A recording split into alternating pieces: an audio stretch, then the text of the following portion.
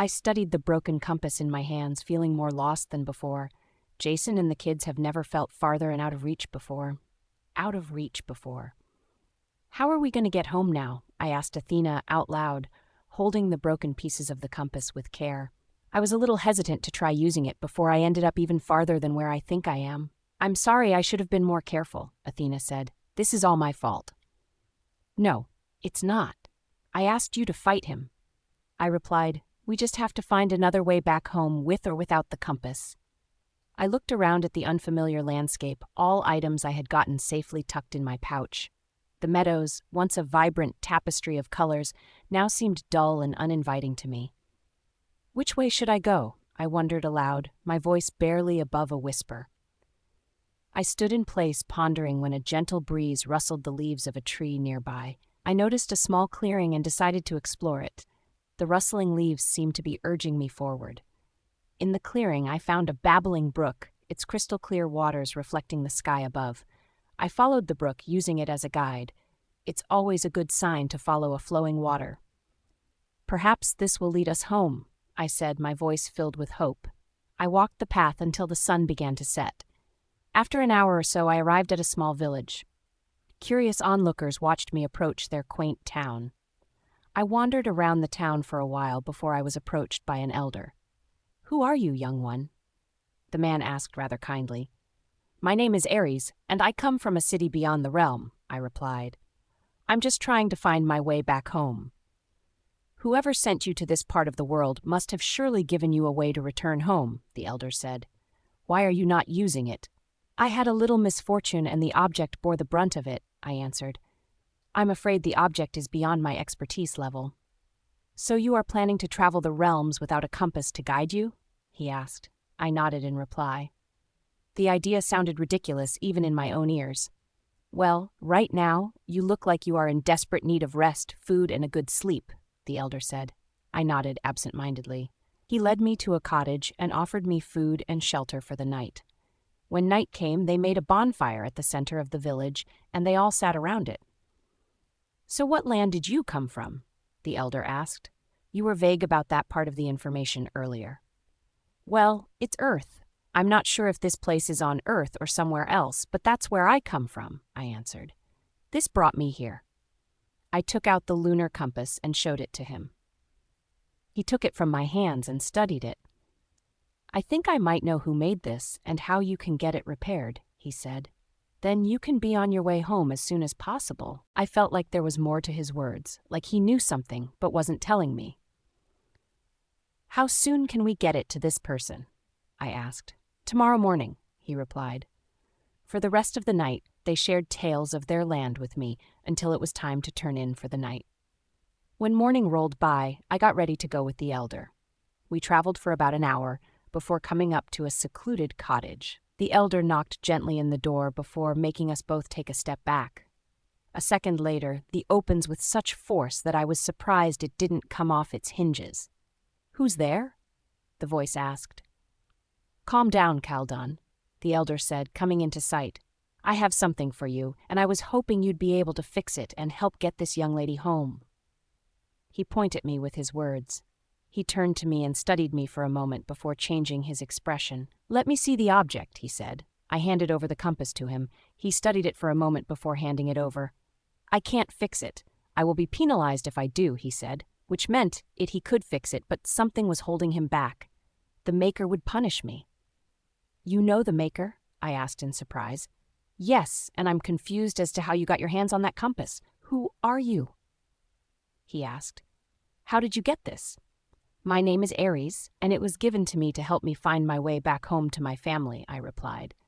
A family that won't be complete unless I get there. Are you sure you didn't steal this? He asked again for clarity. The elder looked at me with questions on his face. No, I didn't, I answered. Now, how soon can you repair it? You can come for it tomorrow morning, he replied. If what you said is true, No should have no troubles getting it back into order. We agreed with his terms that I help out around the village to repay their kindness. When morning came, I packed up all the things I needed before making my way to Kaldon's. Hopefully there won't be any more pit stops on the way. The month was quickly coming to an end, and so was the time I was given. I had no idea how long the moon goddess could continue holding them off. I made my way to Kaldon's as soon as the sun was up, and I said my goodbyes to the elder and the villagers. I still remembered my way to his house and didn't have any trouble locating it on my own. I knocked carefully and stepped back. I learnt that from yesterday's experience. He opened the door and looked me over once before ushering me in. "You are just in time," he said. "I just have to put one final piece into place and it will be done." I nodded, walking behind him as he led me to his work table. I watched him click the final piece into place, and the compass emitted a soft hum, its surface glowing with a gentle, ethereal light. "You really fixed it," I said in amazement. "How can I ever repay your kindness?" "Be returning to where you came from," he replied. "I don't know how you got your hands on this device, but I know you are either powerful or you have a powerful person behind you. And whatever battle it is that you have to fight, I'd rather not get involved or be a casualty." "Okay. Thank you for your help once again," I said. He handed over the compass and walked me to his door. I walked a few distance from his house before activating it. I thought about home and expected the compass to take me there, or somewhere close. I felt the same sensation, but something felt off about it this time. I opened my eyes to find myself standing in a mystical landscape, surrounded by towering spires and glittering waterfalls. I'm definitely not home. Wonderland would be a more plausible answer. I stood in place, feeling disoriented for a good minute before a figure approached me. The being gave off the same energy the moon goddess did, and had eyes that shone like the stars. At least now I can confirm I'm definitely not on Earth. "Welcome, Aries," the being said. "I am the creator of the lunar compass. You have proven your worth by repairing my creation when all others would have given up. But alas, even with it repaired, it cannot take you home due to its design," the being said. "Now, you must prove yourself worthy of another gift, a new compass to lead you home." I nodded, determination burning within me. "I'm ready. Just tell me what I must do."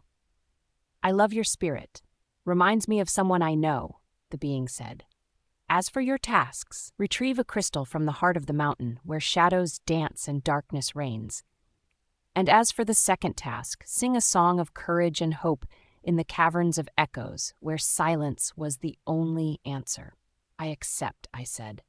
I was ready to face whatever lies beyond that mountain and whatever else the being had for me, if it would take me back to my kids. She led me to the Heart Mountain before leaving.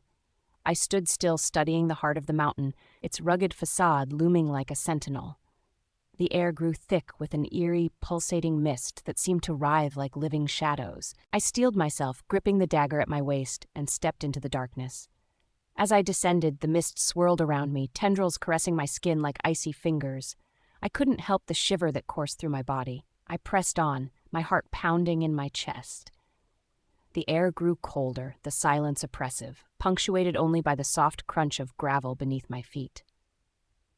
Suddenly, the mist parted, revealing a cavernous chamber filled with glittering crystals that refracted the faint, flickering light. My eyes slowly adjusted, and when it came to focus, I could see the crystal I was searching for. The radiant, pulsing shard nestled within a bed of black stone. I hesitated for only a second before reaching for it.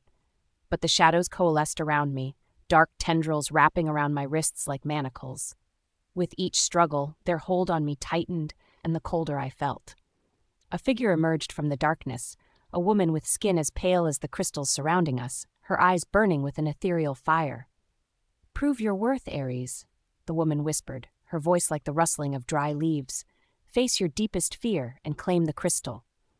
"What is it with you all and proving my worth?" I asked in a struggle. "If you don't want me to take the crystal, you could just say no." "I can't keep proving my worth to all of you. I just need to get home to my family. They're waiting for me." I don't know how long it's been since I arrived here. Time seemed to be flowing differently here. For all I knew, a week could have passed without me returning home like I promised, and I'm certain the only thing keeping Jason from hunting me down and bringing me back himself was our kids. "Face your deepest fear, Aries, and claim the crystals," the woman said again. I steeled myself and closed my eyes.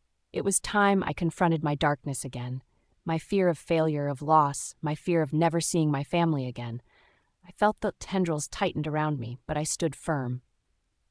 After a while, I opened my eyes to see the shadows had receded, and the crystal within my grasp. I reached for it and claimed it. The pulsing light illuminated my face. My victory was short-lived before I felt the cave collapsing around me. I turned and made my way out the cave as fast as I could. Just as I got to the entrance of the cave, a large boulder that I didn't notice earlier fell fast in my direction. "Ares!" Athena yelled in my mind. "We have to move." I stood still, paralyzed with fear, slowly watching the boulder roll at me. "Ares!" That was the last thing I heard before darkness consumed me. Jason's Pav. She's been gone longer than I'd like to admit. It was beginning to take a toll on me and the kids. I missed her presence everywhere around, and I hated being powerless to change it. The kids were beginning to ask for her a lot more than before, and I doubt my excuses were still cutting it. I felt the weight of something shifting in me. This wasn't the first time. She didn't warn me about the side effects of where she was going. I could feel her side of the bond, but only by a little.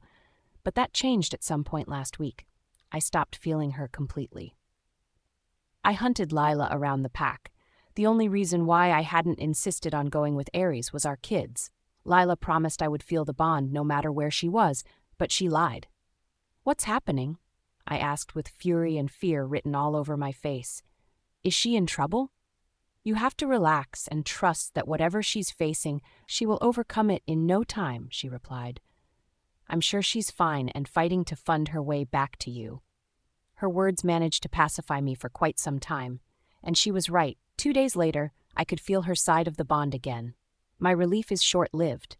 Merely 2 days after that, I stopped feeling her completely, and that was when the full panic set in. "Before you ask, I'm sure she's alive," Lila said before I could even get a word in. "Although I'm afraid to inform you that something is indeed wrong with Ares." "Wrong!" I yelled and began pacing the room as I tried to make sense of her words. "You promised me, and so did she. You said she'd return back to me. And she will. You just have to trust that," she replied. "But if it makes you feel better, I could check on her and see how she's doing." "I have a better idea," I said. "Take me to her. We'll find our way back together." I was certain we could find our way home with or without help. "You know I can't do that. It would ruin the purpose of making her go on this journey alone," she replied. The look on my face must have alerted her to the incoming protest at the tip of my tongue. "You know what?" she asked with a calm smile.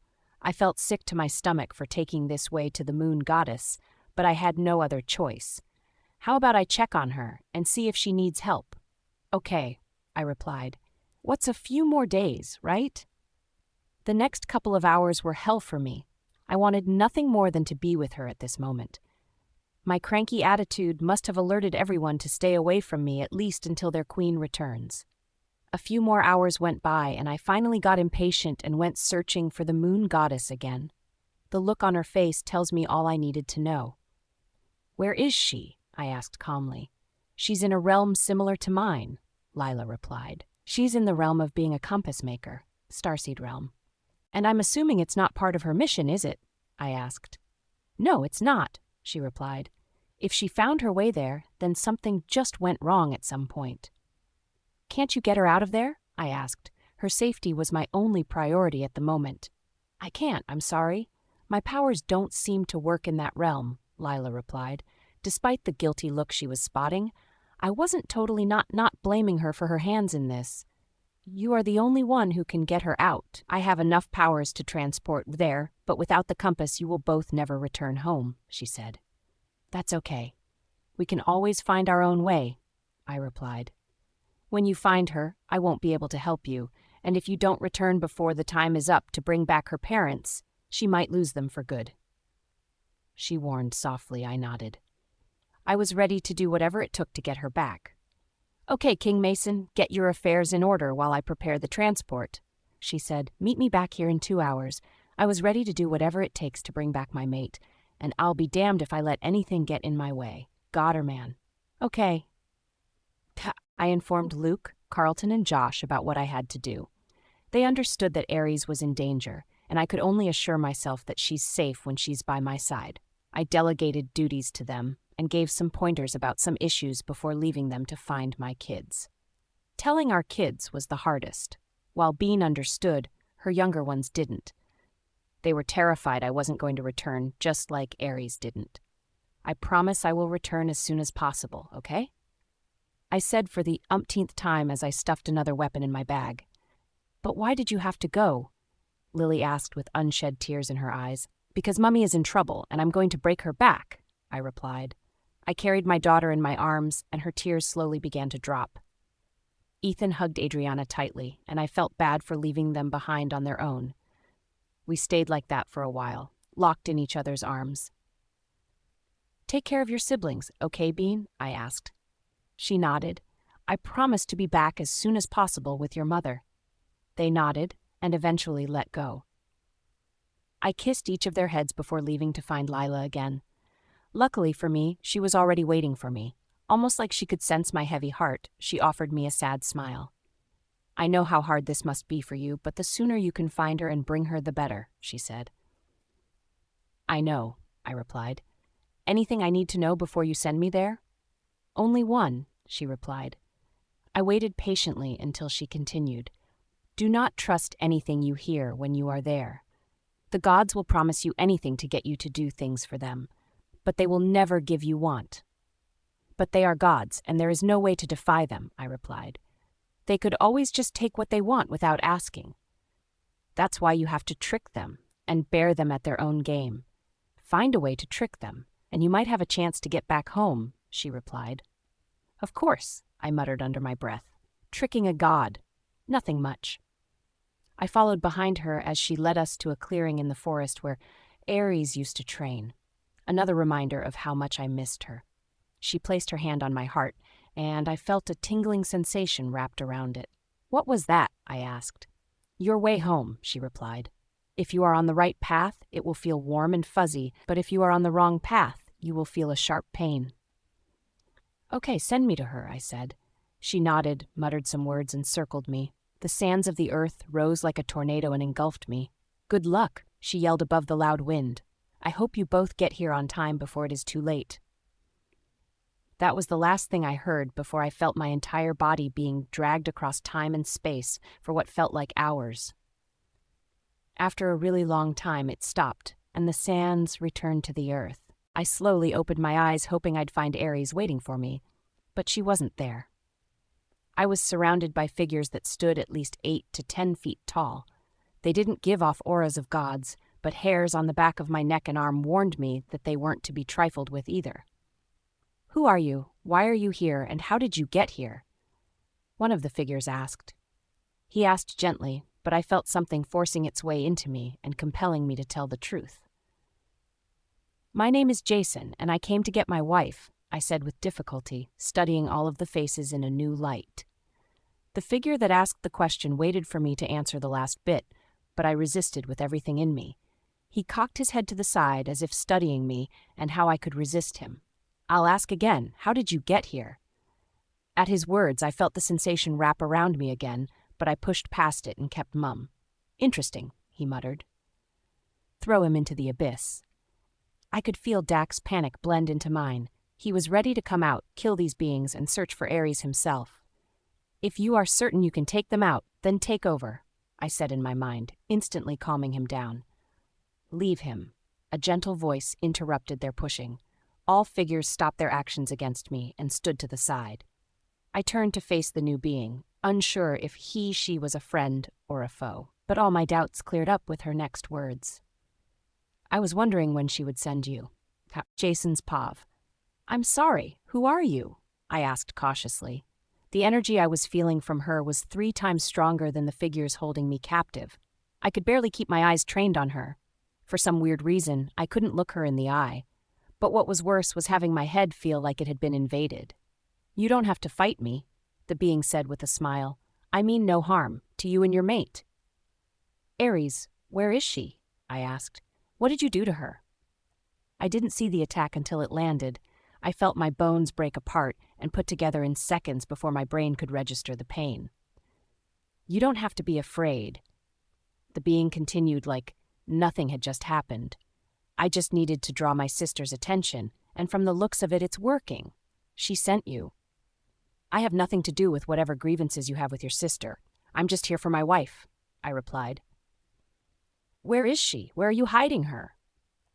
They must have been about to hit me again before she stopped them this time. At this moment, I have already gotten used to the energies they emitted. My body felt lighter, and I could feel my body easily now. I'll say the same thing I said to your wife, the being continued. Complete my tasks, and you can both leave. What's the catch? I asked skeptically. She turned her delicate-looking neck to the side in confusion. I know there's a catch. If completing your task was all it took to let my wife go, she would have been back a long time ago. But for some reason best known to you, she's not back yet, which brings me here. So what's the catch? She smiled, and it looked like the stars were shining through her teeth. It was mesmerizing to watch. You are right. The task requires the joint effort of 2 people, and I knew you would come searching soon enough, she said. I needed a way to drag my sister back here, but it seems she won't be returning until after she's done accomplishing whatever quest she sent your wife on. I've waited a millennium. I think I can wait a few more days.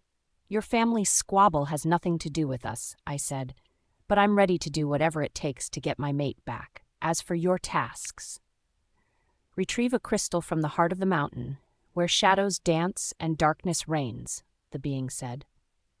And as for the second task, sing a song of courage and hope in the caverns of echoes, where silence was the only answer. I nodded absent-mindedly. Since the tasks require the joint effort of 2 people, does that mean I get to see my mate? She stared at me for a few seconds. My heart raced so loudly that I feared it was going to beat out from my chest. Yes, she said eventually. The commander will take you to her. I nodded happily, with unshed tears glistening in my eyes, but she turned back to face me again, and the ease I felt before disappeared instantly. You have less than 10 hours to accomplish both tasks. The price of failure is not one either of you would like to pay. She turned and took a step before disappearing in front of all our eyes. I turned to face the other figures guarding me, only to see one left. They had all disappeared just like she did. I was a fool to think I could even fight them. Follow me, the being said. I'm assuming he is the commander. I got up and followed after him. I was finally going to see my mate. We walked for a few minutes before arriving at a small cottage, but it didn't look like the normal cottages back on Earth. The walls seemed to be made of materials out of this world, and the roof handcrafted by the gods themselves. I could feel the mate bond come alive the closer I got to the door, so I knew for certain that Ares was just behind it. You can go in, the commander said. I reached for the doorknob when his words stopped me again. Just so you know, your 10 hours are already counting, and I sincerely hope you fail so I can put you in your place. He disappeared right after, just like the rest. I pushed the door open and let my heart lead me to Ares. It felt like our hearts were calling to one another as we met in the middle. The look of disbelief, relief, and joy crossed her face before settling in on fear. Jason's Pav, please tell me this is a dream and you're not actually here? She said fear had replaced the expression on her face. It's me, and I'm here to get you, I replied. She reached her hands out and touched me. I could feel her relief and guilt for drawing me here. As soon as she touched me, our mate bond started working again. Why are you here? She asked, heartbroken. Our kids. Why would you leave them alone? Don't tell me you brought them here. Breath beautiful, I whispered. They are fine and perfectly safe back home, I promise. Then why are you here? She cried out. What if we both never make it out of here? What then? We are going to make it out, okay? I pulled her closer. We listened as our hearts beat together. I enjoyed the silence for a little while before pulling back to take a good look at my mate. What happened? I asked. The compass. It broke on my last quest, she replied. I tried fixing it, and it sent me here. Then I ended up passing out on one of the quests the Celestia sent me, and when I woke up, I found myself here. Celestia? I asked in confusion. The ancient being that controls this realm. The moon goddess's sister, she replied. She's the one who sent me on the quest. It clicked at that moment. Now I understood why she wasn't surprised I had shown up. She must have seen through Celine. She wanted her to send you. Well, whatever games she's playing have nothing to do with us. We have to find our way out of here, and time is slowly running out, I said. What do you mean time is running out? Aries asked, confused. She said she would let us go if we complete both of her tasks, I answered. But we have less than 10 hours to do so. I don't know how time runs here, so I'm guessing she probably means our time. She's judging us with human time. And if my calculation is correct, we have less than 9 hours left. I had been subconsciously counting down the minutes since she told me our time had begun counting. And you let me ramble. Jason, she yelled in a panic, her eyes wide as saucers. You needed to get it out of your chest, I replied. I'm assuming you know where the location for these tasks are? She nodded, looking around the room. After finding what she was looking for, I watched her pack all her belongings and prepare. She had changed. I wondered what she faced during her journey. She was still my Aries, but I could tell something had changed. Come on, I know the way. I followed behind her as we led us to the site. We were quiet on the entire walk, and I understood why. A lot was riding on us accomplishing the task on time. You already did this before? Is there anything I need to know before we walk into wherever we are heading to? I asked cautiously. She led us past another part before answering my question. Just one. Are you ready to face your fears? She asked. I nodded without hesitation. I would face whatever I need to if it gets us out of here. Promise me that as we walk in here, you'll do whatever I tell you to? She asked in all seriousness. What are you not telling me, Aries? I asked. There's a possibility that only one of us would make it out of here. And if it comes to that, I want it to be you, she said. Are you seriously asking to even consider the thought of living in a world without you? Really? I yelled in anger and hurt. Don't make me promise that. My heart can't take another loss, Aries, I said, taking a deep breath. And we made a promise to grow old together. I plan to keep that promise, Aries. Even in our next life, this is not going to change that. I know, but I need you to promise me that if it comes down to it, you'll do as I said, she replied. I could feel her heart break like it was mine as she said those words. I promise, but you have to promise me the same, I said. She offered her a sad smile and moved in to kiss my lips gently. She pulled away after a while and nodded. I promise. Come on, let's get this over with. Aries is Pav. I prepared him as much as I could before we walked into those caves. The walls had gone back up like it didn't fall on me the previous time. Not a pebble was out of place. At least now I know why I didn't die from that. We are just pawns in her long game, a game that she intends to win. Wait, I said, my voice bouncing off the walls of the cave. Something was different. What is it? Jason asked cautiously, whispering back while staying alert. Something's changed, though, I said. I pointed to the walls. The little light from outside the cave shone on it. He looked at them with questions, waiting for me to explain. I dragged my dagger along these walls earlier to help me find my way. It was a sort of map, but it's all gone now. Are you sure we are at the right entrance? Jason asked as he moved in to study the walls more closely. He felt the walls, but couldn't find any sign of tampering. It was almost like it was never there. I'm positive it's the right entrance, I answered. I not only marked my presence inside the walls, I did the same outside. She must have done something. Deductive thinking, Celestia's voice echoed from the walls. It's not a task if it's this easy to accomplish. But worry not, mortals. As long as you complete the task within the time limit, I will send you back to my sister. I'm counting on you to figure it out. How much time do we have left? I asked, but she didn't offer any response. About 8 hours now, give or take, Jason answered. He could feel the panic coming as he rushed to my side and held my hands.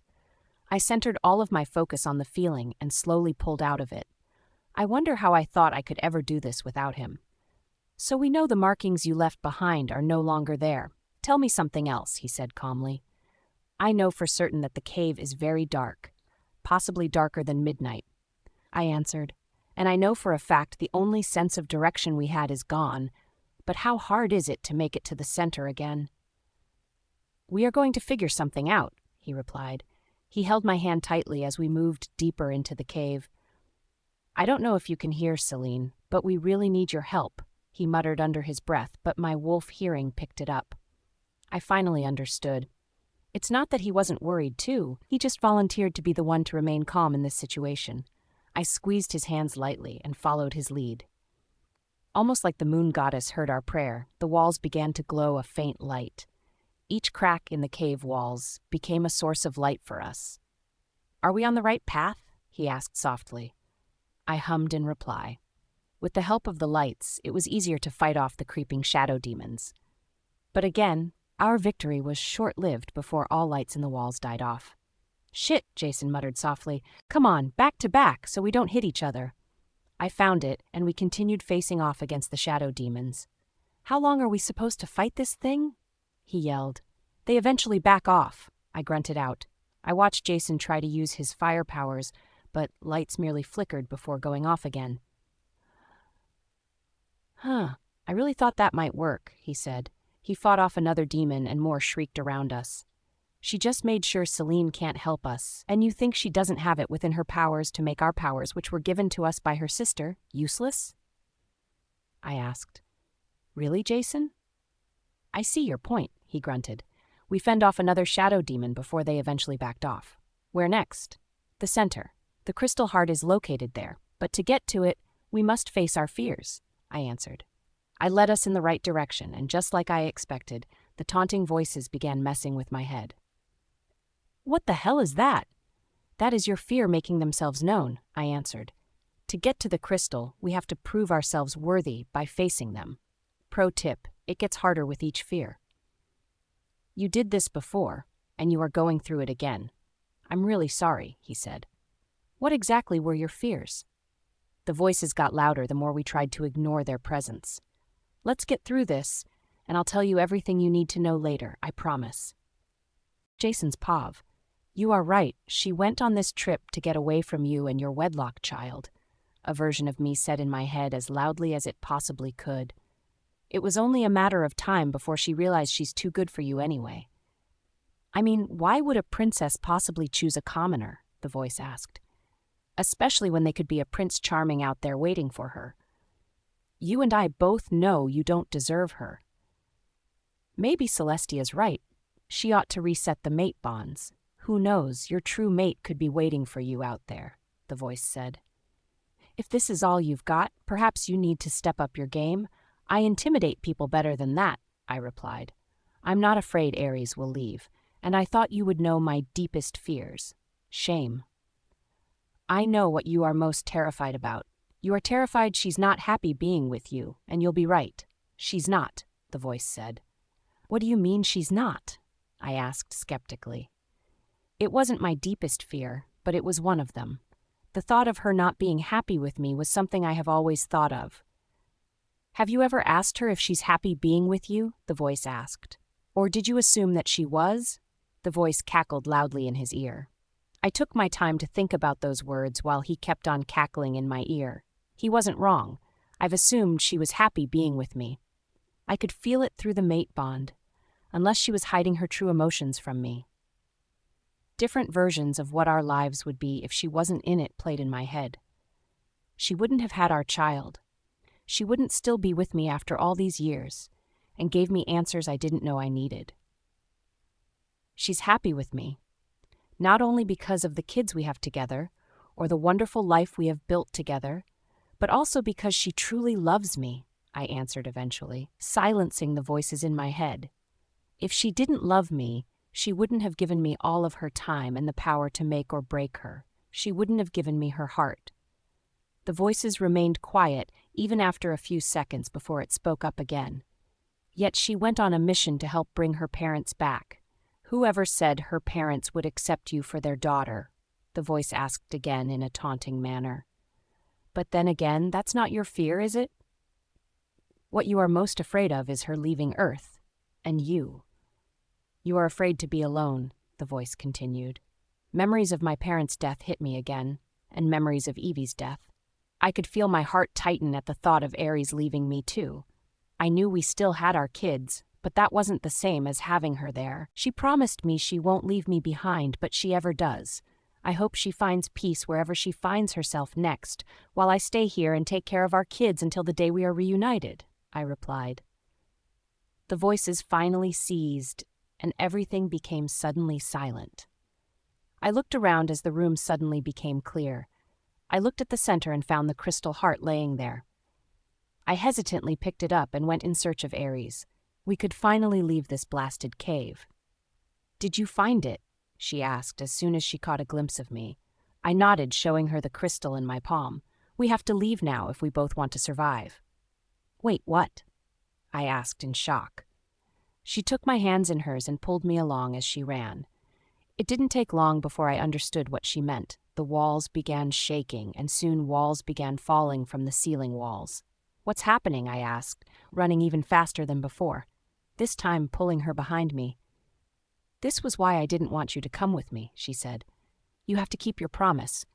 When we get to the entrance, only one of us has a chance of making it through, and it has to be you. If there's anyone that has to go, I want it to be you," I replied. As we neared the entrance, I stopped for a second to place the crystal in her hands. "Trust me, our kids have so much more to learn from you than they do me. And when you finally bring your parents back, put in a good word for me," I said. "I would love to be accepted as their son in the afterlife." She began crying at this point, and I slowly pushed her to the entrance of the cave just before the walls collapsed around me, locking me in. Ares' pav. I turned to the walls, locking Jason in with tears in my eyes. This was why I didn't want him here. Celestia was trying to tear mates apart, and it seems we are going to be her first victim. The only reason I haven't completely broken down was because I haven't felt the feeling of the other half of my soul breaking into tiny pieces. "We got the crystal. Please let him out of there," I cried out loudly to the air. I knew she was watching and could definitely hear me, but I couldn't force her to help. "Please, I need him." "Your tenacity is highly commendable," she made her presence known. "I could finally understand why she chose you. Perhaps you are truly meant for each other. Please get him out of there," I begged. "Without air, he would suffocate soon. I wanted to see your love take the test, and you passed," she continued. "He was willing to sacrifice his life for yours." I handed the crystal over to her and watched as she absorbed it into her skin. Only after she was done did she finally wave the boulders blocking the exit point. Jason was already passed out. "Jason," I yelled, rushing to him. I used water magic to heal as much injury as I could, until his breathing stabilized. "Remember, you have only 4 hours left," she said before disappearing. Jason, wake up," I pleaded. "We said we were going to get through this together." I continued healing him with my magic. After a few more minutes of shaking, he finally opened his eyes. "Ares?" he asked slowly. I nodded before leaning in to kiss his lips. The spark I just felt now must be real. I guess I didn't die. "Don't make jokes like that," I warned. "We are lucky she was simply testing how far we were willing to go for each other. Come on, we have only 4 hours left."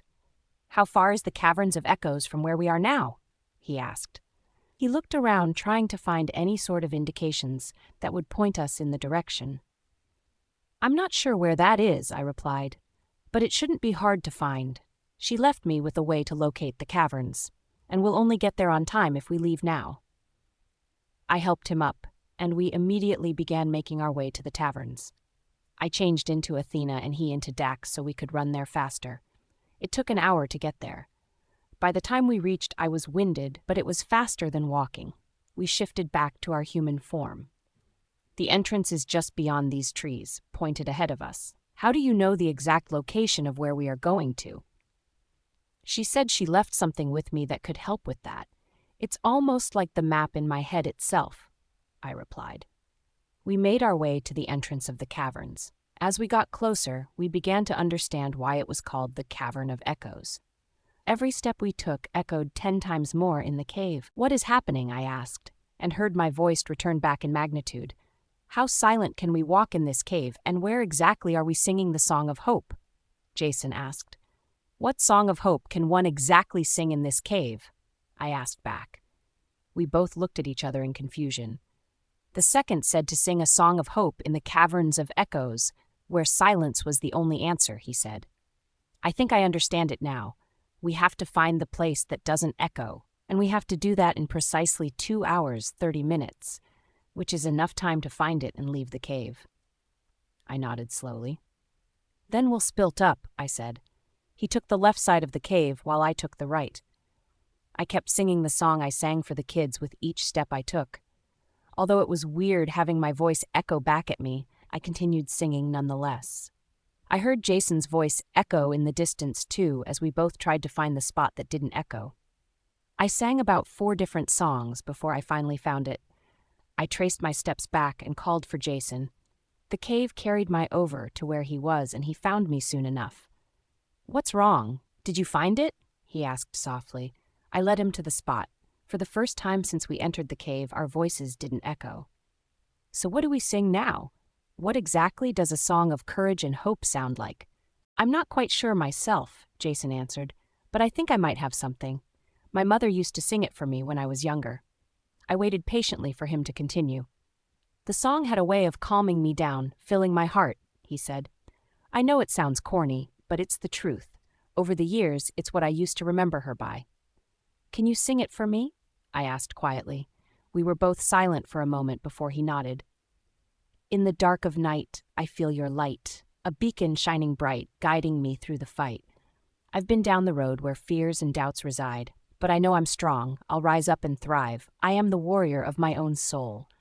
I'll rise up and shine, I'll make myself whole. I'll hold on to hope like a guiding star. I'll find my way near or far. I'll hold on to hope, I'll never let go. I'll rise up and shine, I'll make it grow. I am the warrior of my own soul. I'll find my way, I'll make myself whole." The caverns began to shimmer as soon as he finished singing. A hidden that was previously concealed creaked open, revealing a chamber filled with treasures. "That was beautiful, Jason," I said, ignoring the room of treasures staring us right in the face. "Thanks," he replied. "Do you think she knows about these treasures?" "I doubt it. She would have to know a song of hope first to gain access to the room, and she doesn't strike me as a singer," I replied. "So how do we know what treasure she wants?"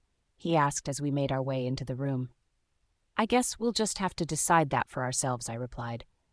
There was a text written on the walls of the room. "One voice, one echo, one reward. Claim more and silence is unbound." I read out loud. "Jason, you have to be the one to claim the reward," I said. "You sang the song and the reward belongs to you." "Okay," he replied. He studied each reward closely, never reaching out to touch any unless he was sure he wanted to pick it. "Is anything wrong?" I asked. "Not really," he replied from across the room. "It just feels like they are all trying to get me to pick them. Just make sure to pick the one you feel resonates with her personality best," I warned gently. He nodded and continued walking around the room. After a while, he finally stopped in front of one reward. "I think this one's the best option," he said. "I'm going to pick it up, but I need you to leave the room." "Okay," I replied, making my way out the door, but still keeping in within sight. I watched him reach for it, and we held our breaths waiting for something to happen. We only let it out when nothing did. "Let's get out of here quickly," he said. We made our way out of the caverns as fast as we could. We weren't sure how much time we had left. "Celestia!" I yelled as soon as we made our way out. "Celestia!" "We got what you asked for."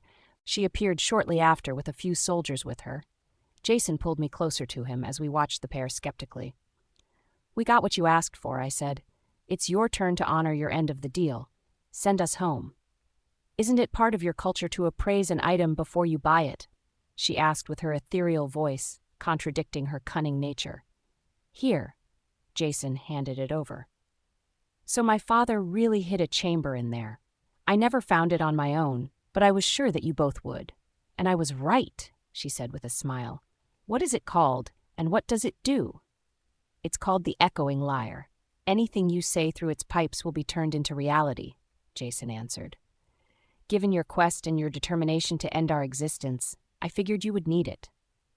We watched as she burst into laughter.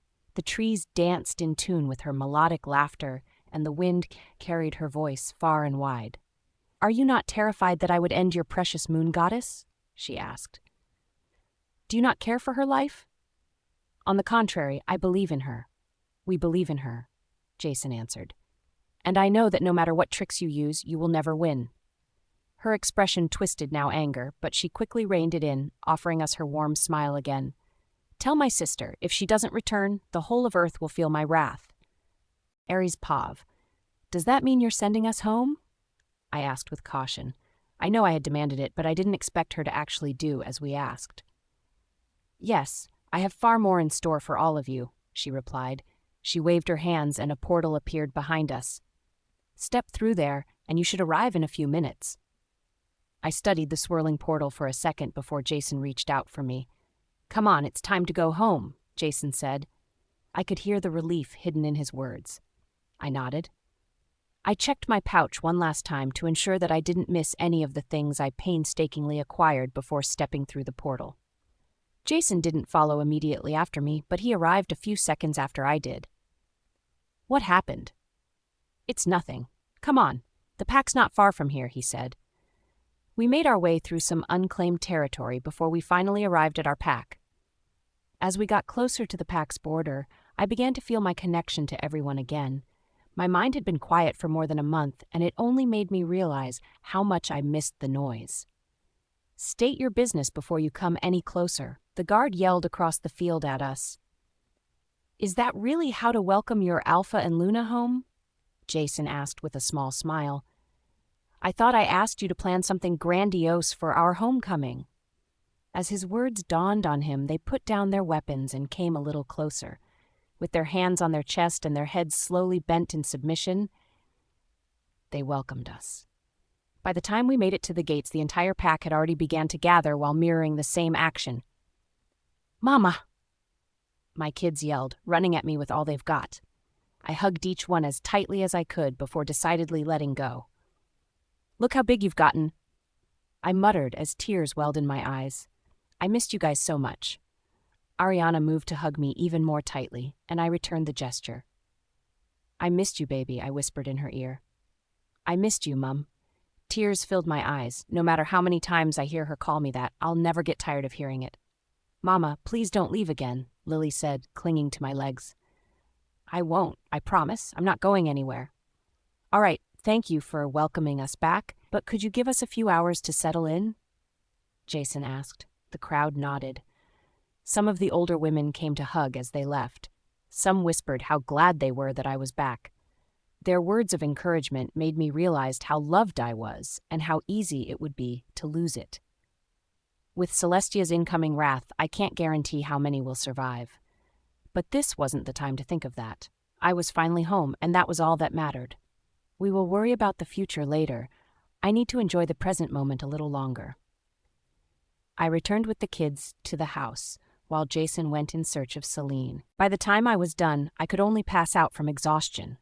The toil of the last month is finally catching up with me. That evening, Lila came to find me herself. I approached her with a weak smile. I couldn't begin to know how she felt having her own sister come after her power. "I'm glad you both made it back safely," she stroked my hair lovingly as she spoke. "Me too," I replied.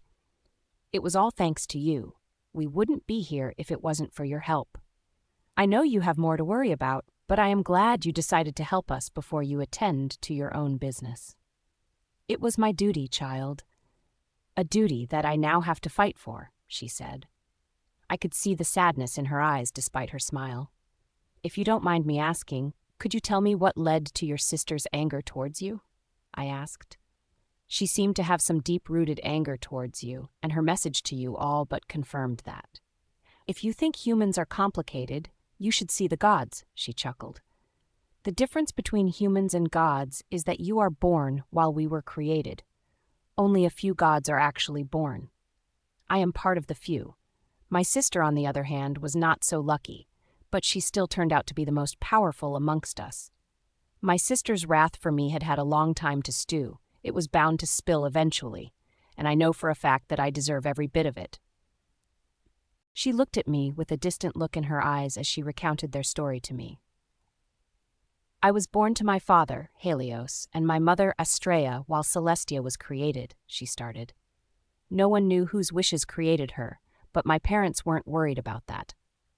They took her in and treated her as one of their own.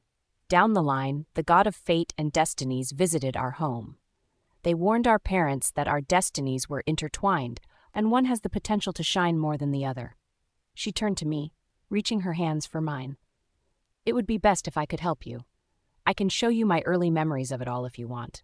I nodded, placing my hands in hers. As I did, I felt my soul projecting out of my body. It's okay, she said calmly, leading us to my door. Rather than opening up to the pack, it took us inside her memory.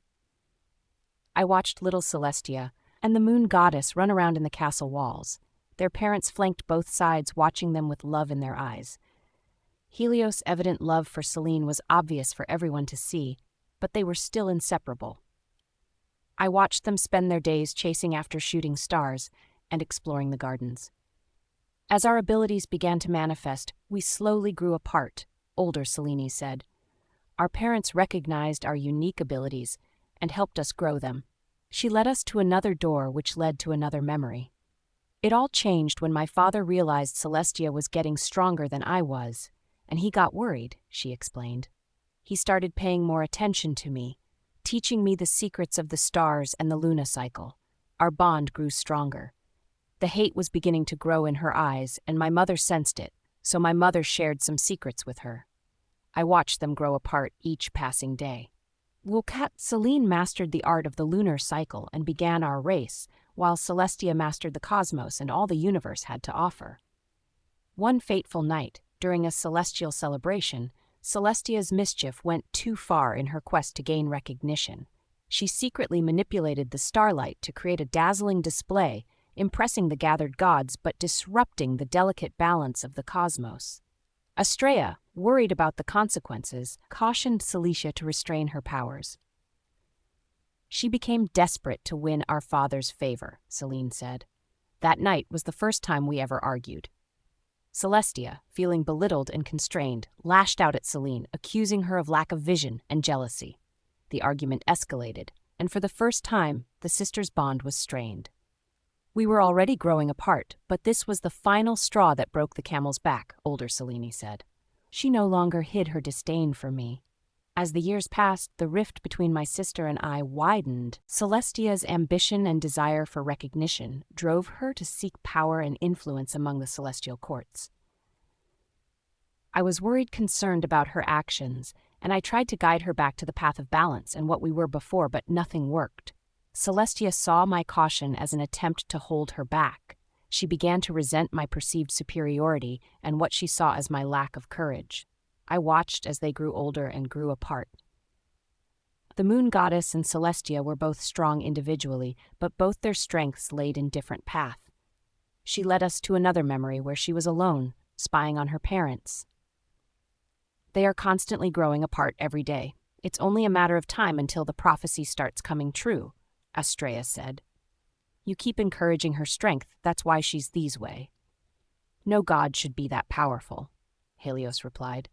She's not as old as the other gods, but her powers already rivals theirs, which is why that prophecy must never come true. If they remain as sisters, it will never come true, Astrea said, and I have just the thing to rekindle their old bond. Do whatever you must, but no harm must come to Selene. She's already began to nurture the birth of a new race, Helios said proudly. At this rate, she would be one of the most worshipped gods. We made a vow when we took Celestia in, and we shouldn't break that vow in favor of our own child, Astrea replied. After those words, what her said next wasn't heard by her. There was suddenly a wall between what her parents wanted out and not. My memories of the mission they sent us on was distorted. I have no recollection of it, and Celestia refuses to tell me, but after we returned, her attitude changed. When we returned, she made it her mission to get even stronger and destroy me. She started off by locking herself up in the library. She refused to train with our mother and ended straining the relationship between all of us, Selene continued. I watched as days turned into weeks and weeks into months as she continued to lock herself in the library until she finally found what she was searching for. Did she ever tell you what she found? I asked curiously.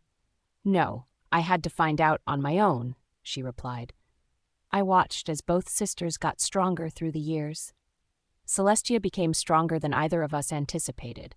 One day her power got out of hand and she exploded with my mother in the room, she said. taking a deep breath. That's how we lost our mother. The story of her death shook the entire realm. It was unheard of that a god was strong enough to kill another god without having any believers. My father's disdain for her began right there and then. He began pitting us against each other. Is that why she hates you?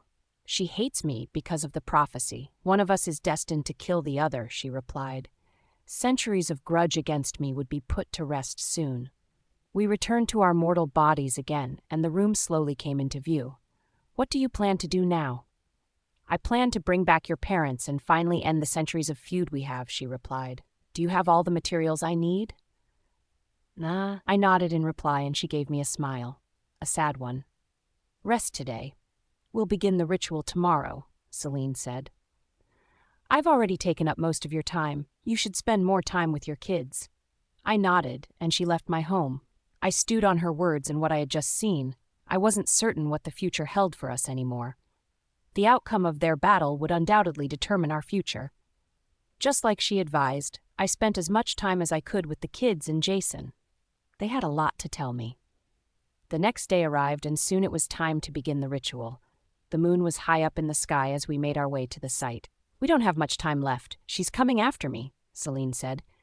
If we don't get out now, you might never be able to see them again, child. I am not going to lose them, I replied through gritted teeth. Jason rubbed my back gently, and my nerves instantly calmed. Where are the things I require? My hands trembled a little before steadying itself.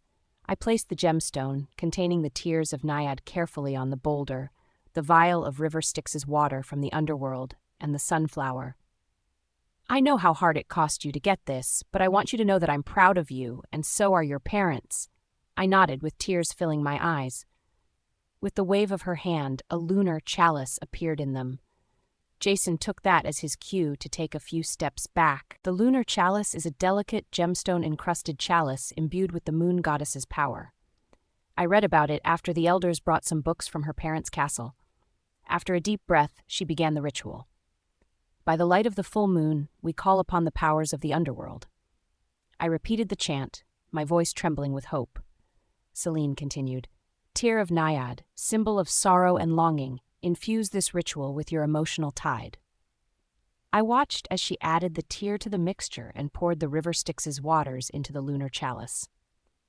Styx's sacred flow, barrier between life and death, guide us through the realms of the departed. The sunflower's petals glowed brighter as Celine spoke.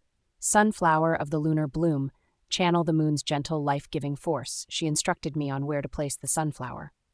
I need your blood now, Ares, she said. I made a cut on my palm and poured my blood into the chalice. I watched my blood glow before it settled down again in the chalice.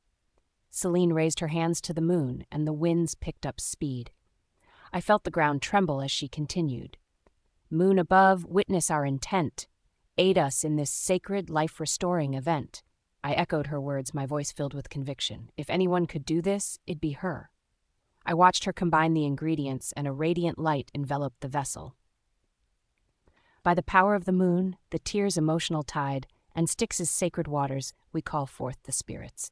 The winds raged on, and flashes of thunder lit the sky. This is the part my parents are supposed to appear. Why weren't they here yet? Lila, why aren't they here yet? I asked in a silent panic. Don't tell she's done something to them yet. I could feel the blood rushing in my veins and hear my heart beating fast as I waited on her answer.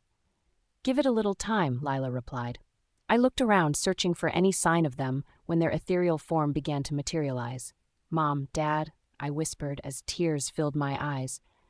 As the light intensified, we watched as their physical bodies reformed. I watched them open their eyes in confusion before it was replaced by joy. Ares, honey? My mom called softly, scared to reach out for me. Hi, Mum. Hi, Dad, I whispered. What happened? How are we here? My father asked, looking around in disbelief. Why are we here? Give her a chance to answer your questions first, my mom said. I reached for them, and we all let out a sigh of relief. It was the final test to ensure they were really here. Celine helped me bring you guys here, I said. Celestia was going to destroy where she was keeping you guys. It's a long story. We've got time, but first. I led them to Jason, whose nervousness has taken over our mate bond. I watched as the sweat trickled down his face. "Mum, Dad, this is Jason," I said. "My mate, husband, and the father of our kids." "Hi, sir, Ma. I'm Jason, and it's really nice to meet you. I've heard so much about you," Jason said. Lila approached our little circle. I reached out to hold her hands as tightly as I could. "Thank you. I'll never forget this," I whispered. "Thank you, Celine. I don't know how you did it or what you had to do to get us here, but I really appreciate it," Mum said. "It's no problem," Lila replied. "But I have to warn you, there's a possibility I won't be able to help with your reincarnation in your next life, which means this might be your last chance at being together." "Then we'll be sure to use it properly," Dad replied. "I have someone I need to get to know first. Well, it's finally time I left. I need to settle things with Celestia, Lila." She shifted back to her real form, looking even younger as she smiled at everyone. With one final smile in her direction, she left for the stars. "A lot is about to happen, and we need to prepare for the worst. But first, allow me to introduce you to your grandkids," I said. We made our way to the house. Jason walked behind quiet as a mouse as my father watched him. Everything was perfect. This was something I thought I could only dream of, but it was happening right now. In real life. My father is staring down Jason, my mother is pretending to hold him back a little, and I'm just being treated right. It couldn't be more perfect. We made our way back to the main pack. Everyone must have sensed the new presence, as they all came out to watch my parents walk inside with disbelief. "So where are my grandkids?" My mum, eager smile on her face. "I'll have to hunt them down first," Jason said, a small smile playing on his lips as she thought of our children's mischievousness. "You hunt my grandbabies for sport?" No, I quickly jumped in. He meant they love playing hide-and-seek with us. The only way to bring them out is if we play along." "Oh." With one scared look at me, Jason ran off with the excuse of going to get them. I heard my mother's rich laugh in person at his actions and couldn't help smiling along. "Dad, you have to ease up," I warned gently. "Getting you here has taken a toll on this pack. Getting me here has taken a toll on Jason. He truly loves me." "I know, Princess. I can see it in the way he looks at you," Father replied. "He kept watching you the entire walk over. He watches you the way I watch your mother, and she's the love of my life." He reached for her and kissed her. And just like everything else, it was perfect. "Then why are you being so hard on him?" "Because I have to be. No boy is ever going to be good enough for my baby girl." "Well, I like him, and your father does too," Mum reassured me. "Let him enjoy his power trip." I heard my kids' voices before they even appeared. The silence ceased as they made their way in and found my parents standing inside. "Adriana, Ethan, Lily, meet your grandparents," Jason said. "Yay!" Lily shouted excitedly before running into my mother's arms and waving at my dad. They smiled at her exuberance. "Hello, Grandpa." "Hello, Grandma," Ethan said, a bow in place. "Ah, our little gentleman," Mum said, stroking his cheeks fondly. "Don't just stand there, dear. Give me a hug." Adriana reached for skeptically before my mother pulled her into her warm embrace, placing a kiss on her head just like she did Lily. "You look just as beautiful as your mother described you to me," she whispered.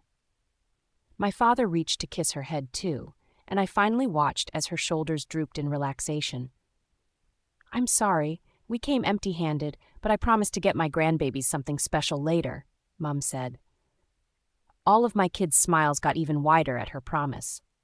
"Aries, honey, now do you want to explain what's really going on?" Dad asked. "As much as I would love to fill you in tonight, I won't. You need to rest up first," I said. "We have all the time in the world, and I will tell you everything in due time." "Let's just listen to her. I'm sure she knows what she's doing," Mum said. "Be patient, Zal." "Just one question, then," my father said, turning to me. "Is this permanent, or are we on borrowed time?" Although she didn't say anything, I could tell my mother was also curious to hear the answer to my father's question. "I'm not entirely sure I have the right answers myself. I guess that depends entirely on the moon goddess's will and strength. Our fates will soon be decided for us."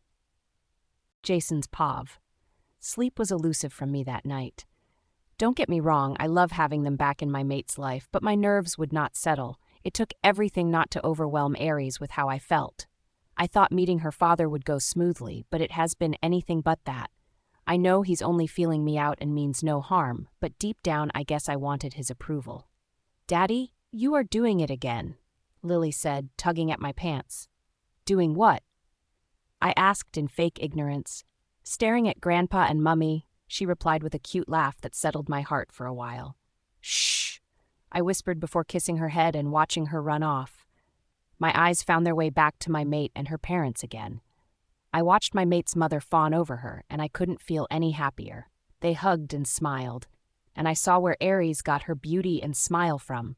She was a replica of the former queen, only younger. I couldn't help but feel a mix of emotions. I was happy, of course. Who wouldn't be thrilled to see their loved one's family reunited? But beneath that happiness, a nagging worry had taken residence in my chest. What would they think of me? Aries and I had built a life together, had 3 beautiful children, and had ruled side by side for quite some time now. But despite all that, I couldn't shake the fear that her parents would reject me.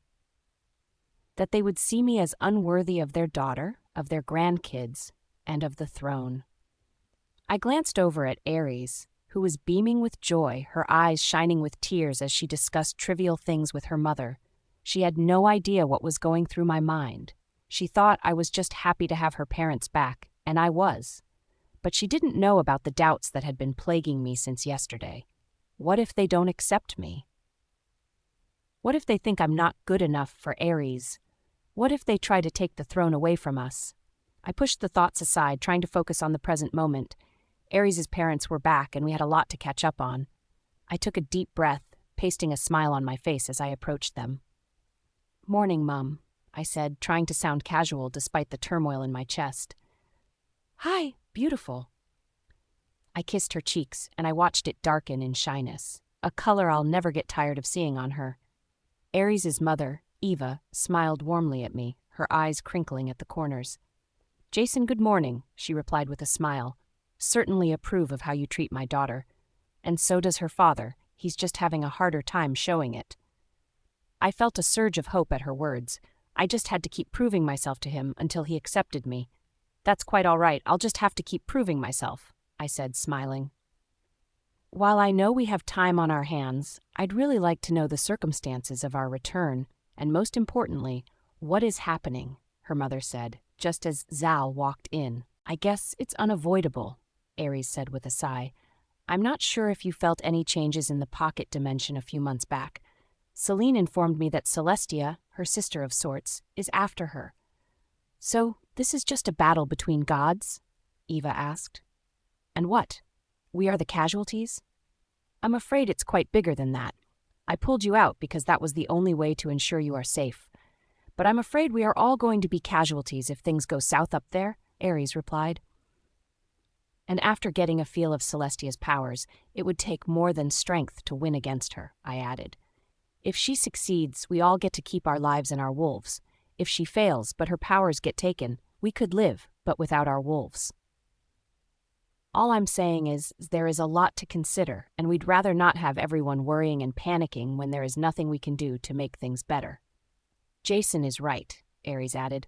"We can't help. We can only sit on our asses and hope for the best. And personally, I'd rather have everyone living their lives as normally as they would until everything is right again." "If you both think that's the best, then that's what we'll do," Zal said, finally giving his nod of approval. "Since you all know everything now, there is only one thing left to do," Aries said, smiling like we didn't just discuss our imminent doom seconds ago. "I think there's an old friend you'd like to meet." Aries is Pav.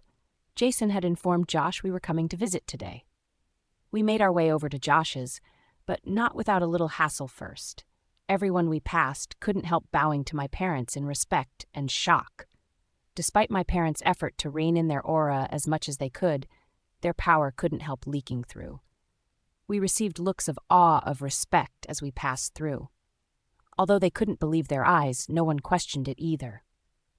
"The pack seems peaceful," Mum said, observing her surroundings. "I'm glad you've found a home here." "Me too," I said. "Who wouldn't accept my daughter?" Dad asked. "If you ask me, they are lucky to have you, as I am to have them too." They smiled in approval at my words, and my chest swelled with pride. You'll show me around later so I can get gifts for my grandbabies, Mum requested. I nodded. I know it's only been a few hours, but I was beginning to miss Jason. It suddenly felt like I had abandoned him with the kids and gone to be a kid with my parents.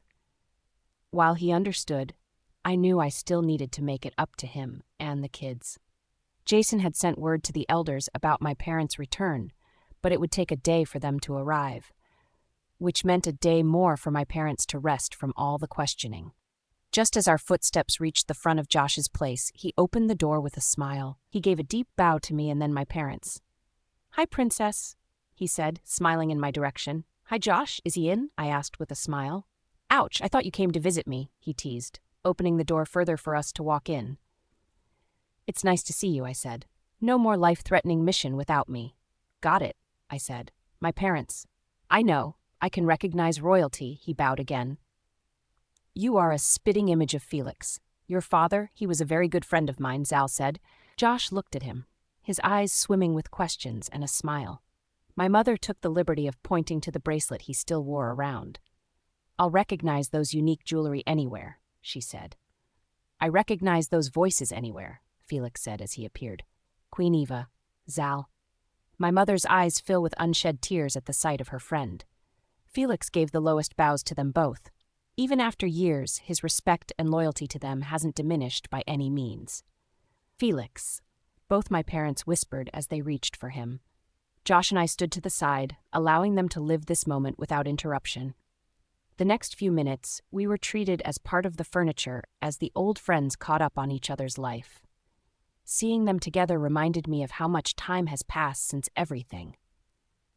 "It's been so long," Felix said. "I thought I'd only have the chance to see you both again in the afterlife." "So did we," my mother replied. "While it may be too late, I would still like to express my gratitude. Just as you promised, you kept our daughter safe. We could never repay that. It was my duty as your beta and your friend, and you paid the price for it. You paid the price for your loyalty to us," my father said. "I'm sorry it took us this long to get back to you. I'd wonder how you got back, but I'm certain there's no joyful reason behind it," Felix said. "But I'd still like to know so we can prepare accordingly." "I'm not sure knowing will change anything. What is coming is beyond even our own power," my mother said. "The decision to inform the pack or the other packs is entirely up to your king and queen." "I'm afraid it's their decision to say," my father said. I smiled at his words. Despite his actions, he truly respected my mate and is willing to follow his orders. And that was not something Alpha did. "And we are going to tell you all when the elders get here," I said. "And my mother is right. What's coming is bigger than any of us combined. Whatever happens can change our lives completely." Aries' Pav. I walked into Jason's home office and found him buried under a stack of files, just like I knew he would. Despite looking at the files in front of him, his expression remained distant as he was lost in thought. "Hey," I said, sitting down beside him. "What's on your mind?" He turned to me, his eyes narrowing slightly. "Just thinking about your parents' return. And everything else." I nodded, understanding his concerns. "Anyways, how did it go?" he asked. "It went really well," I said, a smile on my face. It was like seeing three best friends reunite again after years. They have so much history together, you know? Jason nodded, pulling me even closer. Sparks from our touch distract me from my next words before I snapped out of it. "Have you sent for the elders?" "Yeah, they are less than a few hours away," he answered. "I know we haven't really discussed the limit of what we can share with the other packs yet, but I wanted to ask if you wanted to share the status of your parents' return with the other packs." "I want it to be their decision," I shrugged. "If they are comfortable with announcing their return, then we'll hold a banquet and do just that. But if they are not, it will be just between our pack and the elders."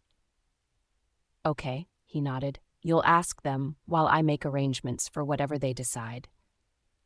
"Before you go about giving orders, I was thinking I haven't really spent as much time with you and the kids as I would like, and I wish to rectify that," I said instead. "So what would you like to do?" "I have something in mind that I'd love to do, and it involves making kids, but not the kids." "If you get what I mean," he said, wiggling his eyebrows in a suggestive manner. "Jason." "What?" You asked for a suggestion, he said, laughing. At least the frown lines were finally gone. Why don't we do something else instead for now, and I'll think about your suggestion later? I'll take it, he said. We got the kids and went to do something fun with just us. As we drove, Jason and I chatted about our plans for the day. The kids were singing along to their favorite songs in the back seat, their laughter and chatter filling the car. It wasn't the first time we'd be going into the main town. The kids knew to behave themselves, and if they didn't, they had their big sister to correct their actions. When we arrived at the park, we were greeted by the warm sunshine and of birds chirping. We set up our picnic blanket and began to unpack the food. The kids ran off to play, laughing and shouting as they chased each other around the park. Jason and I sat down on the blanket, watching them with smiles on our faces. This is exactly what we needed, Jason said, putting his arm around me. A day out with the kids, just enjoying each other's company. I nodded, feeling grateful for this moment of peace. Definitely. It's days like these that remind me of what's truly important. I'm glad you suggested it. I didn't know how much we needed it till we left the pack, Jason said. Me too. We spent the rest of the morning eating and laughing together. After our picnic, we headed to the zoo, where the kids had a blast seeing all the different animals. As the day drew to a close, we headed back home, tired but happy. The kids were chattering excitedly about their favorite parts of the day, and Jason and I were smiling at each other, feeling grateful just seeing our kids smiling. We slowly pulled into the driveway of our home, and the kids ran out excitedly. I turned to Jason, a smile on my lips. Today was perfect, I said. Yeah, he whispered back. I leaned over and kissed him, feeling happy and content. He pulled away shortly after. The elders have arrived, he said. It's late now. The meeting would have to be tomorrow, I said. Have Luke get them settled in, and we'll have the meeting tomorrow morning instead. All right. That night, we both went to bed with a lot on our minds. The elders settled into their accommodations for the night as we all anticipated the meeting set for the next morning. Jason's POV. I scanned the room of elders gathered at the conference room I had built for moments like this. I cleared my throat and attention turned to me and Aries. They stood and bowed to show their respect. We nodded, heading for our seats. Felix was also present. He was the formal royal beta, and Josh would have been the next if it wasn't for Damon, so both their presents were welcomed. The first order of business is the announcement of Aries' parent return, I said. The elders physically gasped at my words. After receiving the approval to announce their return to the elders, it was only right I got it out of the way first. That's not possible, one of the elders protested. They have been dead for years. Yes, dead, but not gone, I replied. All you need to know is that the moon goddess kept them safe for a really long time, and it's finally time for them to return, and they did, Aries said. Although they looked like they had more protest than question, the look on Aries' face stopped them from blurting any out. Now, if there are no more questions, I'd get to the second thing on our agenda, I said, turning all attention back to me again. I know we have faced our fair share of trials over the years, and while we thought everything is all over, I'm afraid it's not. Their faces ranged from shock to disbelief to fear, and I was the bearer of bad news. The room erupted into a cacophony of gasps and whispers. I held up my hand, calling for silence. I'm sure you all have your questions, and all will be answered in due course, but you will have to be patient, I continued. A few weeks back, my mate, your queen, went on a mission which helped in bringing her parents back. Everything has a cause and effect, and this time was no different. The moon goddess has notified us that a war is coming. While it has nothing to do with us, our fate will ultimately be decided by the outcome of that war. I'm afraid you'll have to elaborate more on that, Your Majesty, one of the elders said. The moon goddess's sister has challenged her position. If she wins, all of our lives could change forever, I said. Then it's simple. We have faith in the moon goddess. I'm certain she wouldn't let us perish without any intervention, another elder chimed in. You have no idea what the moon goddess is up against. While I have no clue about gods or what power they possess, I can say for a fact that her sister is undoubtedly strong, I said, and a single misstep could mean all of our lives ending. What do you suggest we do, Your Majesties? There is nothing we can do except sit on our hands, I said.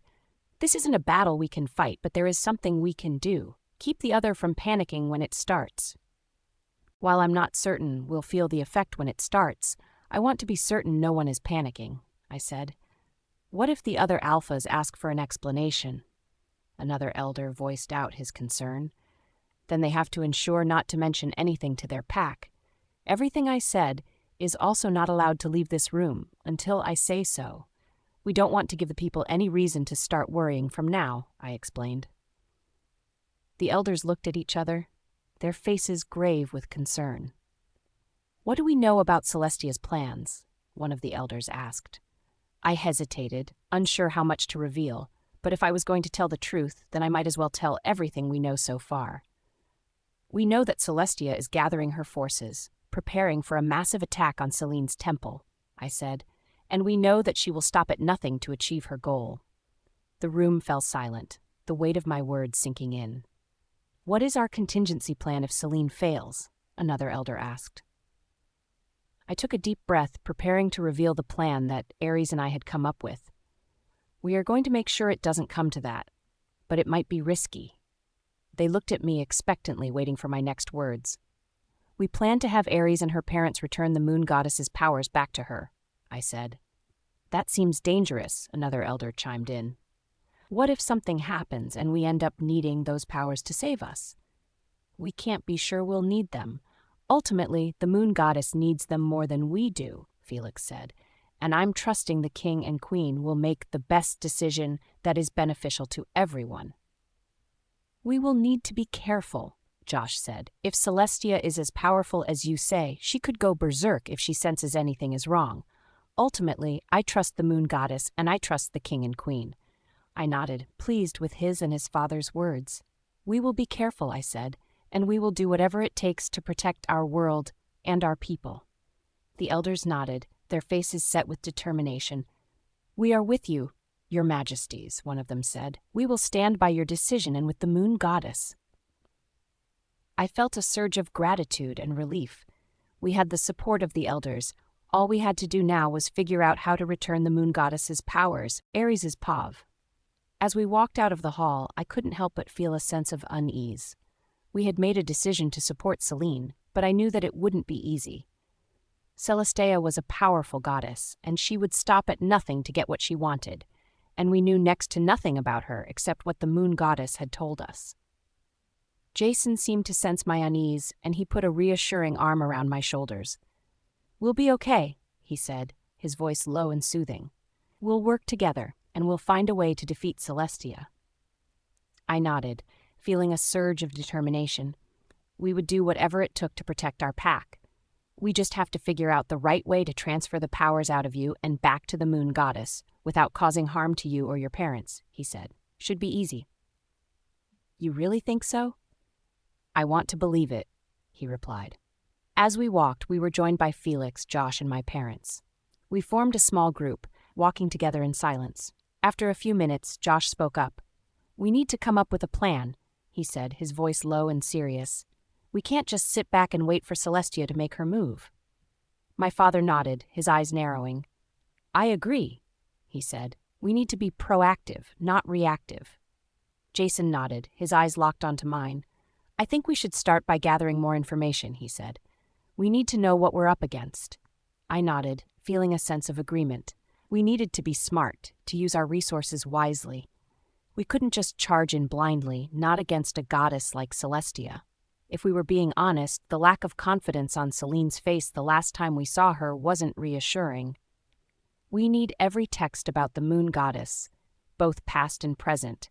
Find everything you can lay your hands on and we'll see what we can find, he said.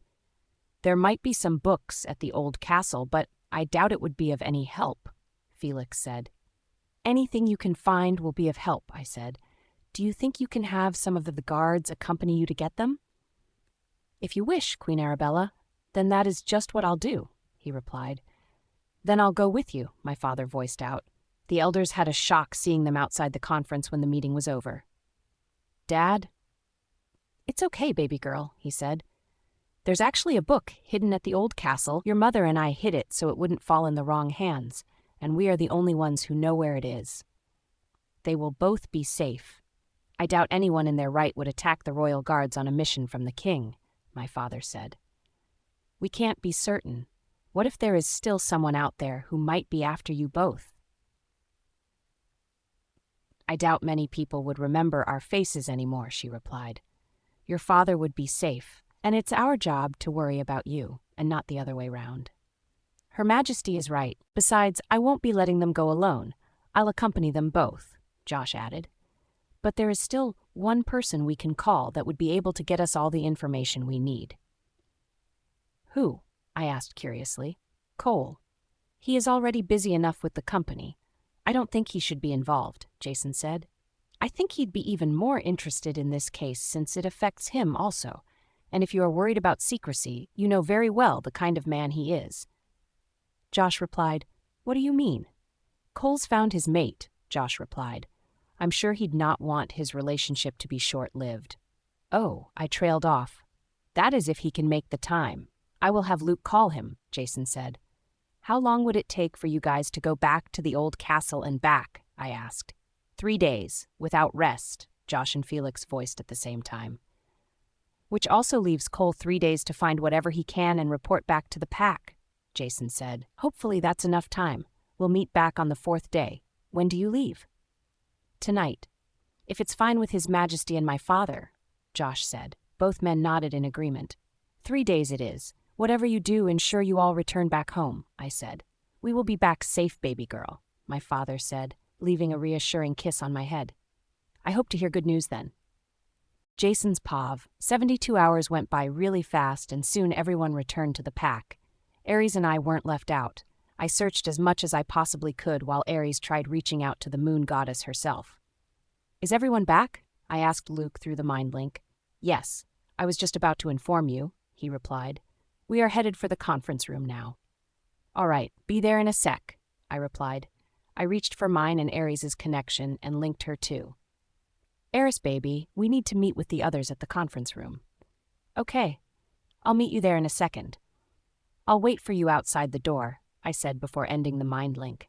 I wasn't going to walk into that room without her. We have to be as united as we possibly can in these times. I was in second place when Ares arrived. Ready? Yeah. We pushed the door open and all eyes turned to us. They stood their feet and bowed in greeting. Zal even gave a nod of approval at our entrance. I returned the gesture. So what do we have? I asked after pulling Ares a seat first. I'll go first, Ares said. I've been trying to reach the moon goddess for days now, and I was finally able to get through to her, but only for a moment. Did she tell you anything that might help? She did, but it was cryptic, she replied. What did she say exactly? Where shadows dance, yet darkness flees. Seek the reflection of the heart's disease. In the silence of the mirror's gaze lies the weakness of the one who wears the days. Why couldn't she just give a straight reply? Josh asked the room. How are we supposed to figure out what it means on time? Luke asked. We can figure it out later. Let's focus on what else we have, I said. Were you able to find anything else? Well, I found something, Cole said, pulling a large book out of his bag. I utilized every connection I got, and I found a book, an ancient lore. I've been reading it, and I found something interesting. What'd you find? I asked. Just some things about the moon goddess and her sister. I can't be sure they are all facts, but we are grasping at straws here, so anything information is good, Cole said, and I nodded in agreement. It says here that they were 5 siblings at first. 5? Celine only told us about Celestia, Ares said in shock. What happened to rest of them? One of the siblings turned rouge, killed them off one by one, Cole answered. 3 guesses who, Josh said. Cole? It says here that as they perished, so did their followers. And guess who's next? That's why we are having this meeting. Does the book say anything about her abilities or her believers? Eva asked curiously. That's the weird part. She doesn't have any, Cole said. There wasn't any mention of followers anywhere. It's like she simply exists. Okay. What else did you find? I found something which I'm sure you'd also find interesting, Zal said. He pulled out the small leather-bound book from his cloak and handed it to me. I pulled it apart and scanned through it curiously. What is this? I asked, touching the yellowed pages gently. It's a book about the moon goddess, Zal answered. It's been passed down through our family for generations. We would have had it passed down to Ares if it wasn't for everything. It was bought by my great-great-great-great-grandfather. It was the very first temple built here by humans for the moon goddess, but that was also destroyed. My ancestor hid it as the moon goddess commanded. This little thing contains some of her past. The room fell silent, all eyes fixed on the book. This could be it, the answers we need. This book could be the key to unlocking the secrets of the universe. You should read it, I said, handing the book over to Ares. Ares began to read from the book, her voice low and hypnotic. As she read, we learned that the moon goddess, Selene, was not just a powerful deity, but a complex and multifaceted individual with her own strengths and weaknesses. We also learned about her siblings, including her sister Celestia. According to the book, Celestia was a goddess of darkness and shadow, with the power to manipulate the very fabric of reality. Just great, Luke muttered. As Ares read on, we discovered that Celestia's powers were not just limited to darkness and shadow. She also had the ability to absorb and nullify the powers of others, making her nearly invincible in battle. That was how she killed her other siblings. She killed them and absorbed their powers, Josh said. She's practically invincible. I felt a shiver run down my spine as I listened to Ares read about Celestia's powers. We had known that she was a formidable opponent, tested a bit of her power even, but we had no idea just how powerful she was. As Ares finished reading, the room fell silent once again. We were all lost in our own thoughts, trying to process the information we had just learned. Finally, Ares spoke up, her voice low and determined. "We need to use this information to our advantage," she said. "We have to figure out the clue. That is the key. That's what the moon goddess wants. Then that's what we'll do."